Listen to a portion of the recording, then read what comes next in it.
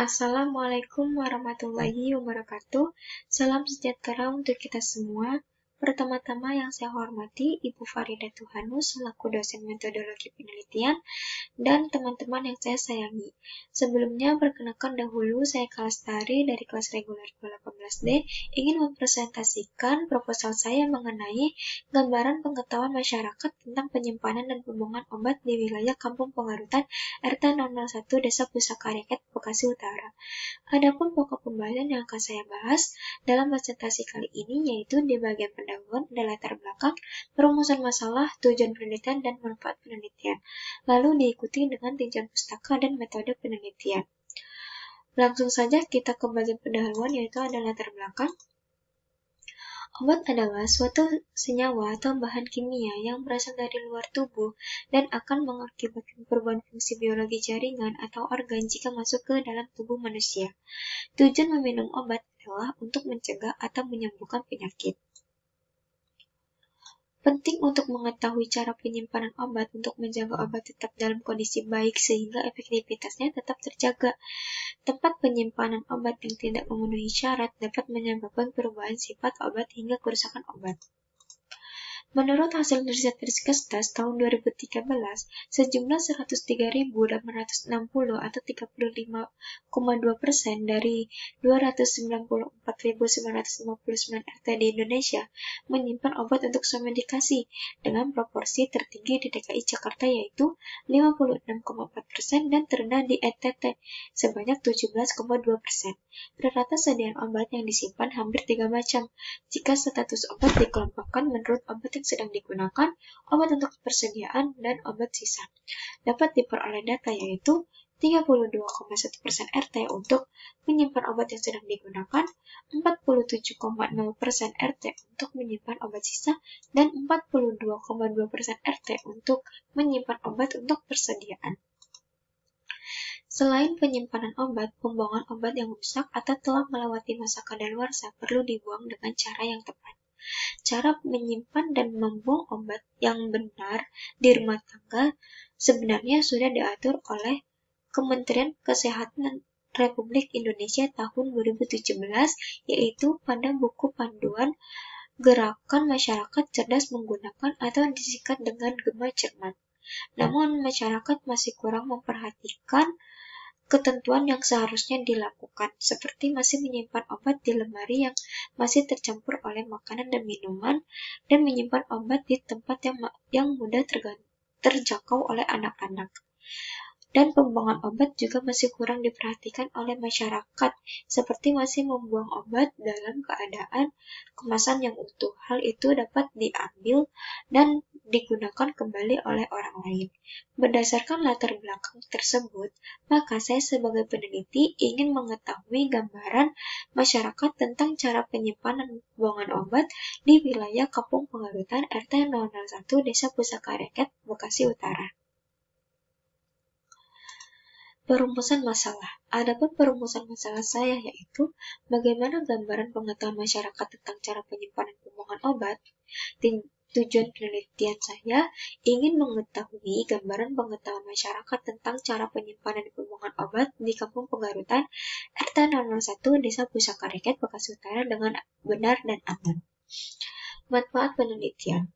Bagi peneliti, saya ingin mendapatkan pengalaman dalam melakukan penelitian yang berhubungan dengan pengetahuan masyarakat tentang cara penyimpanan dan pembuangan obat. Bagi institusi sebagai tambahan referensi bagi masyarakat, memberikan informasi yang berguna dalam meningkatkan pengetahuan masyarakat, khususnya tentang penyimpanan dan pembuangan obat yang aman dan benar. Lalu kita masuk ke tinjauan pustaka, yaitu ada pengetahuan. Tingkat pengetahuan ada tahu, memahami, aplikasi, analisis, sintesis, dan evaluasi. Jenis-jenis pengetahuan yaitu ada pengetahuan biasa, pengetahuan ilmu, pengetahuan filsafat, dan pengetahuan agama. Faktor yang mempengaruhi pengetahuan yaitu ada internal dan eksternal. Kriteria tingkat pengetahuan, hasil baik jika presentasinya 76% sampai 100%. Hasil cukup jika presentasinya 56% sampai 75%. Hasilnya kurang jika presentasinya kurang dari 56%. Penggolongan obat. Obat bebas ditandai dengan lingkaran bulat berwarna hijau dengan garis tepi berwarna hitam. Biasanya obat bebas yaitu obat yang dapat dibeli dengan secara bebas, tidak dapat membahayakan pemakai dalam dosis yang telah dianjurkan. Lalu, obat bebas terbatas yaitu obat keras yang dapat diserahkan tanpa resep dokter, yaitu ditandai dengan lingkaran bulat berwarna biru dengan garis tepi berwarna hitam serta diberi tanda peringatan P nomor 1 sampai nomor 6. Obat keras. Obat keras yaitu obat yang memiliki takaran dosis maksimum, ditandai dengan tanda khusus lingkaran bulat merah, garis tepi berwarna hitam, dan huruf K menyentuh garis tepinya. Obat psikotropika adalah obat yang mempengaruhi proses mental atau merangsang mengubah pikiran seseorang. Obat psikotropika ditandai dengan lingkaran bulat berwarna merah dengan garis tepi berwarna hitam dengan huruf K yang menyentuh garis tepi. Terakhir, obat narkotika. Obat yang dapat menimbulkan ketergantungan atau adiksi jika pemakainya tidak dalam pengawasan dokter. Penanda narkotika berdasarkan peraturan yang terdapat dalam ordonansi obat bius itu palang medali merah. Macam-macam sediaan obat. 1. Sediaan padat. Terdiri dari kaplet, kapsul, tablet, puyer, atau takum.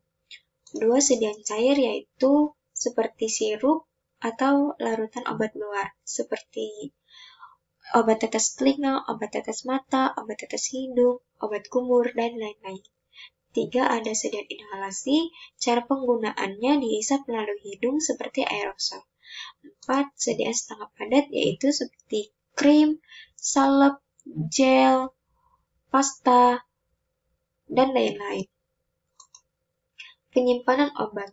Tablet dapat disimpan maksimal 3 tahun atau lihat tanggal kadaluarsa pada kemasan, simpan dalam kotak plastik.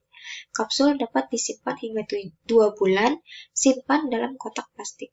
Puyer dapat disimpan maksimal 1 bulan, simpan di tempat kering dan sejuk. Obat cair atau sirup dapat disimpan maksimal 1 bulan, simpan di lemari pendingin dan dapat juga disimpan di kotak obat. Sediaan obat mata setelah segel dibuka dapat disimpan maksimal 1 bulan. Untuk supposteria simpan di lemari es. Simpan obat di tempat sejuk dan terhindar dari matahari langsung serta dalam bentuk kemasan asli dan wadah tertutup rapat. Pembuangan obat. 1. Hilangkan semua informasi obat. 2. Untuk tablet, dihancurkan dahulu lalu dilarutkan dengan air. Untuk kapsul, dikeluarkan isi obatnya dan dari cangkang dan cangkangnya dirusak dengan cara digunting-gunting. Untuk puyer, dikeluarkan dahulu isi obat dari bungkusnya, kemudian dilarutkan dengan air bila larut atau dicampurkan dengan tanah atau bahan kotoran lainnya. Untuk berbentuk sirup, dilarutkan dahulu dengan air. Untuk supposteria, dibiarkan meleleh dahulu. Untuk salep, gel, dan krim, dikeluarkan dari wadah atau tubnya. Lalu kita masuk ke bab 3, yaitu ada metode penelitian. Metodenya, saya menggunakan metode deskriptif. Lalu kerangka konsepnya bervariabel. Pengetahuan masyarakat tentang cara penyimpanan dan pembuangan obat di wilayah Kampung Pengarutan RT 001 Desa Pusaka Reket, Bekasi Utara. Definisi operasionalnya. 1. Pengetahuan masyarakat tentang cara penyimpanan obat. Kemampuan masyarakat untuk menjawab pertanyaan yang diberikan mengenai penyimpanan obat meliputi sediaan seperti obat tablet, kapsul, puyer, obat cair atau sirup, sediaan salep, sediaan obat mata, supposteria, dan inhaler. Alat ukurnya, saya menggunakan kuesioner. Hasil ukurnya dinyatakan baik jika presentasinya 76-100%, dinyatakan cukup jika presentasinya 56-75%, dinyatakan kurang jika presentasinya kurang dari 56%. Skala ukurnya saya menggunakan ordinal. 2. Pengetahuan masyarakat tentang cara pembuangan obat. Kemampuan masyarakat untuk menjawab pertanyaan yang diberikan mengenai pembuangan obat meliputi sediaan obat tablet, obat kapsul, puyer, obat cair atau sirup, sediaan salep mata, sediaan obat mata, sediaan salep, supposteria, inhaler. Alat ukur yang saya gunakan adalah kuesioner. Hasil ukurnya baik jika presentasinya 76-100%. Dinyatakan cukup jika presentasinya 56-75%. Dinyatakan kurang jika presentasinya kurang dari 56%. Skala ukurnya saya menggunakan ordinal. Jenis penelitian yang saya gunakan adalah non-eksperimen. Lokasi dan waktu penelitian. Lokasinya saya laksanakan di RT 001 Desa Pusaka-Rakyat, Bekasi Utara, dan waktu penelitiannya akan saya lakukan pada bulan Februari sampai Agustus 2021. Alat dan bahannya menggunakan kertas, pulpen, dan lembar kuesioner. Prosedur penelitian yang saya lakukan adalah pertama meminta izin dulu kepada RT setempat bahwa saya ingin melakukan penelitian. Lalu setelah itu saya meminta izin. Setelah meminta izin, saya akan menyebar lembar kuesioner kepada masyarakat RT 01 Desa Pusaka-Rakyat, Bekasi Utara, dan setelah itu saya melakukan penelitian. Lalu setelah hasil didapatkan dari menyebar lembar kuesioner, saya akan melakukan uji validasi menggunakan software SPSS 16 dan dihitung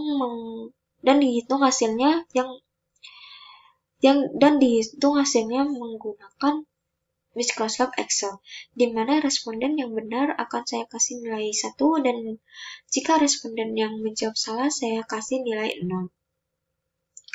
Jika hasil sudah didapatkan, maka hasil akan dibahas dalam bentuk tabel atau diagram atau grafik dan presentasi.